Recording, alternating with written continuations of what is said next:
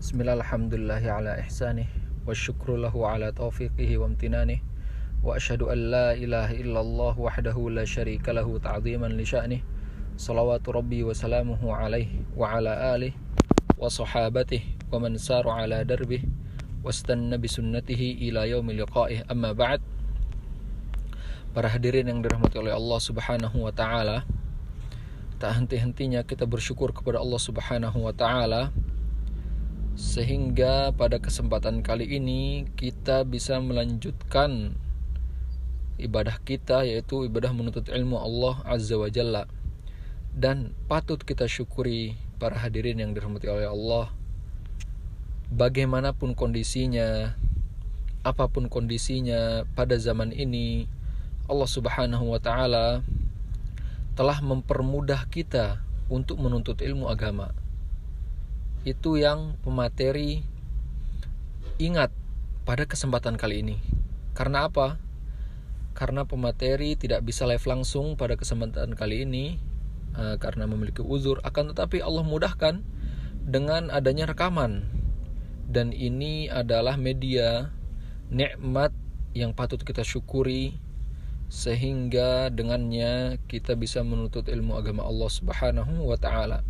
Jadi tidak ada alasan lagi, tidak ada alasan apapun pada zaman ini seseorang tidak menuntut ilmu agama Allah subhanahu wa ta'ala. Baik, selanjutnya kita akan melanjutkan pembahasan kita. Pada kesempatan kali ini kita akan membahas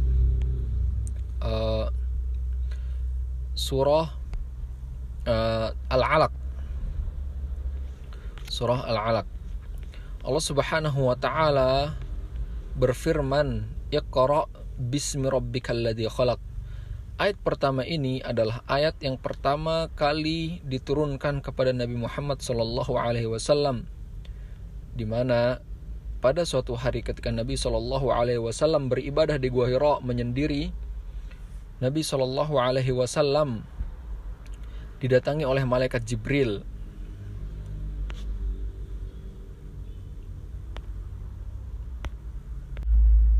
Tatkala Nabi Muhammad sallallahu alaihi wasallam didatangi oleh malaikat Jibril alaihi salam, dan malaikat Jibril menyuruh Nabi Muhammad sallallahu alaihi wasallam dengan mengucapkan Iqra, bacalah wahai Muhammad. Apa kata Nabi sallallahu alaihi wasallam? Ma ana biqari, aku tidak bisa membaca.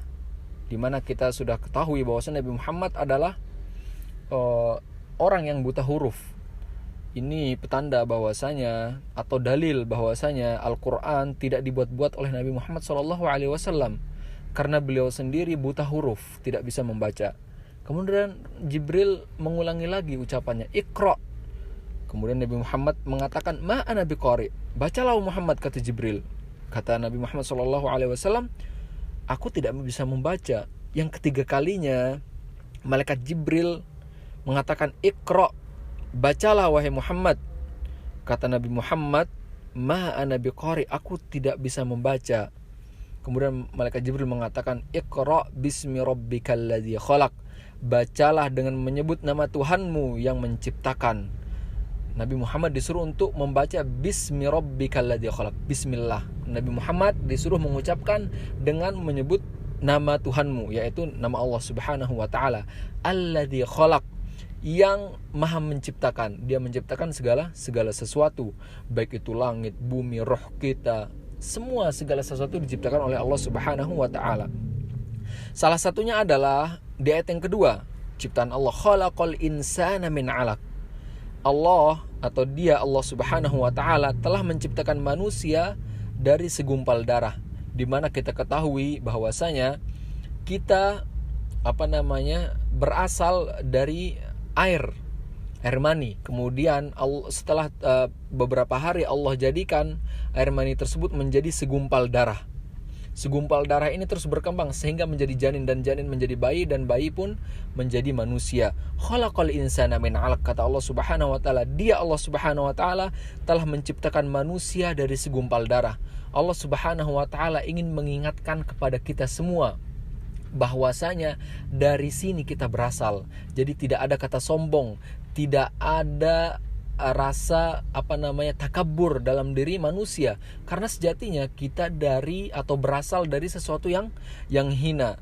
Kemudian Allah Subhanahu wa taala mengatakan lagi, Iqra, bacalah, wa rabbukal akram, dan Tuhanmu lah yang maha mulia.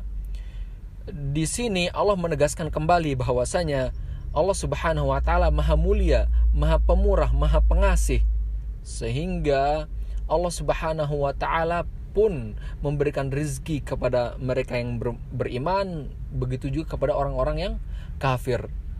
Makanya Allah Subhanahu wa taala adalah Akram, maha mulia, maha pemurah.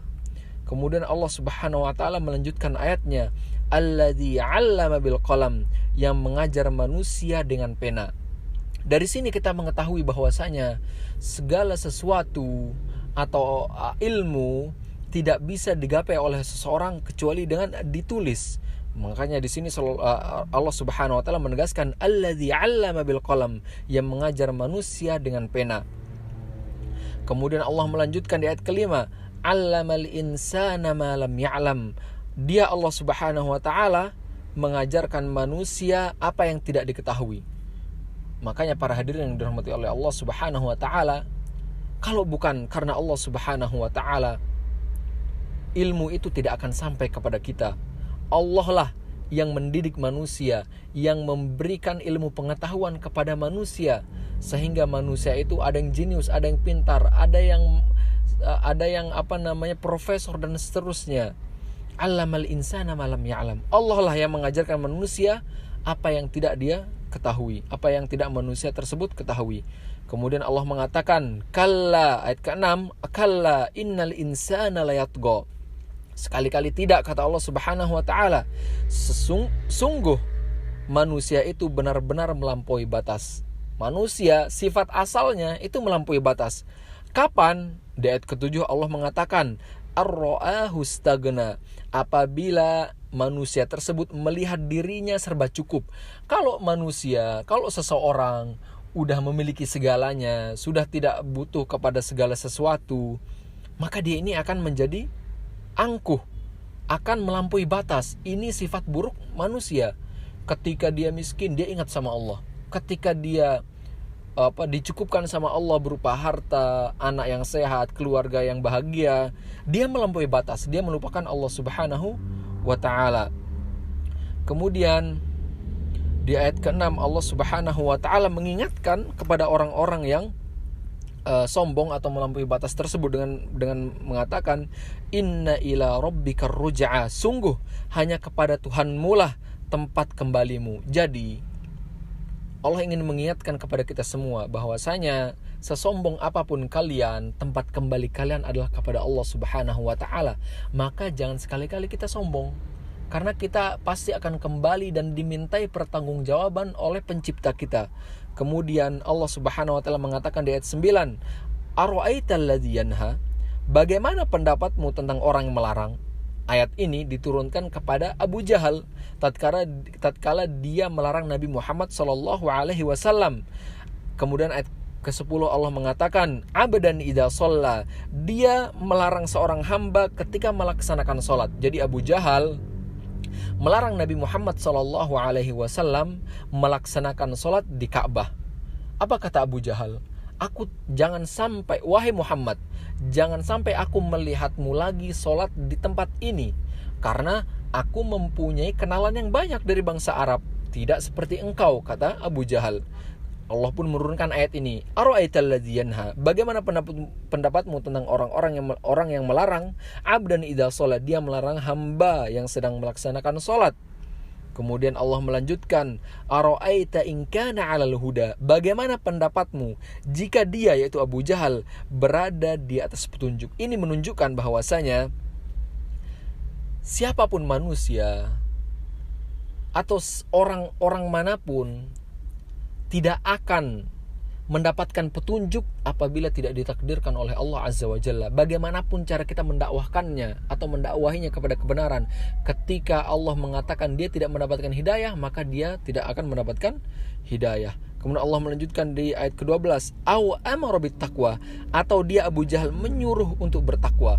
Ini seandainya jika Abu Jahal itu bertakwa, atau menyuruh kepada ketakwaan. Jadi intinya adalah ketakwaan, keimanan itu dari Allah datangnya. Makanya kita syukuri atas nikmat yang paling berharga pada diri kita, yaitu nikmat iman, nikmat Islam yang tidak Allah berikan kepada hamba-hambanya yang kufur. Kemudian Allah Subhanahu wa taala mengatakan di ayat ke-13, "Ara'aita in kadzdzaba wa tawalla?" Bagaimana pendapatmu jika dia, yaitu Abu Jahal, mendustakan dan berpaling? Kemudian Allah melanjutkan di ayat 14, "Alam ya'lam bi anna Allah yara?" Tidakkah Abu Jahal dia mengetahui bahwa sesungguhnya Allah melihat segala perbuatannya? Jadi di sini ayat ini menunjukkan bahwasanya ketika dia melarang Nabi Muhammad SAW untuk sholat di tempat tersebut, maka Allah menegaskan, tidakkah dia mengetahui bahwasanya Allah melihat perbuatan dia tersebut? Allah melihat dia melarang Nabi Muhammad SAW untuk beribadah. Kemudian ayat yang ke-15, Allah mengatakan, "Kalla la illam yantahi lanasfa'an bin nasiyah." Sekali-kali tidak. Sungguh jika dia, yaitu Abu Jahal, tidak berhenti berbuat demikian, niscaya kami tarik ubun-ubunnya ke dalam neraka. Ini adalah siksaan bagi orang yang melarang manusia untuk beribadah. Bagi Abu Jahal dan yang mengikuti perangai Abu Jahal. Kemudian di ayat ke-16 Allah melanjutkan, "Nasiyatin kadzibatin khati'ah", yaitu ubun-ubun orang yang mendustakan dan durhaka. Khati'ah, kata para ulama, ini adalah berbuat keburukan tapi dengan sengaja. Makanya di dalam bahasa Arab ada dua kosakata, ada mukhti dan ada khati.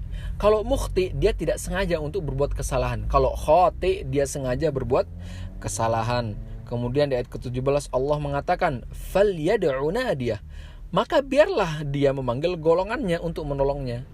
Tadi kan sudah saya sebutkan bahwasanya Abu Jahal mengatakan kepada Nabi Muhammad, "Aku punya kenalan yang banyak ini di bangsa Arab. Kamu jangan sholat di sini lagi." Allah bantah dia. "Falyad'u nadiyah", biarkan dia memanggil golongannya, biarkan dia memanggil kenalan-kenalannya, biar kenalan-kenalannya menolong dirinya. Kemudian Allah melanjutkan, "Sanad'uz zabaniyah", adapun kami, kata Allah, akan memanggil malaikat zabaniyah. Malaikat zabaniyah adalah malaikat penyiksa orang-orang yang berdosa. Dia akan disiksa. Biarkan Abu Jahal itu memanggil teman-temannya. Adapun Allah akan memanggil malaikat yang akan mengazab dirinya. "Kalla la tuti'hu wasjud waqtarib". Kemudian Allah menegaskan kepada Nabi Muhammad SAW, "Sekali-kali tidak, wahai Muhammad, janganlah kamu patuh kepadanya dan sujudlah serta dekatkanlah dirimu kepada Allah." Jadi Allah tetap menyuruh Nabi Muhammad untuk menutup telinganya, untuk bodoh amat, nggak usah nanti perhatiin, tetap sujud aja, tetap beribadah aja sama Allah Subhanahu wa taala. Kata Allah kepada Nabi Muhammad, "Kalla la tuti'hu", sekali-kali tidak, jangan kau taati dia, wasjud, dan tetap bersujud, waqtarib, dan tetap dekatkan dirimu kepada Allah Subhanahu wa taala. Ini juga cerminan bagi kita ketika kita berada di tengah-tengah lingkungan atau di tengah-tengah keluarga yang tidak satu visi atau satu visi dengan agama kita, dengan manhaj kita. Kita bodoh amat dengan mereka, tetap beribadah, tetap dekatkan diri kepada Allah Subhanahu wa taala. Ketika kita menolong agama Allah, niscaya Allah akan menolong kita. Allah Subhanahu wa taala berfirman, "In tansurullaha yansurkum wa yutsabbit aqdamakum." Kalau kalian menolong agama Allah, yansurkum, ingat janji Allah, kalian akan ditolong, wa yutsabbit aqdamakum, dan kalian akan, atau kaki-kaki kalian akan dikokohkan, akan ditetapkan. Mungkin cukup sekian pada kesempatan kali ini, dan mungkin ini adalah akhir dari pertemuan kita. Bila ada kesalahan dari awal pertemuan hingga akhir pertemuan, sudi kiranya para hadirin, para pendengar memaafkan pemateri karena kesalahan tidaklah datang melainkan dari diri pribadi pemateri dan dari syaitan. Dan jika ada kebenaran maka kita mengucapkan alhamdulillah, dan tidaklah datangnya kecuali dari Allah Subhanahu wa taala. Kita tutup dengan doa kafaratul majlis.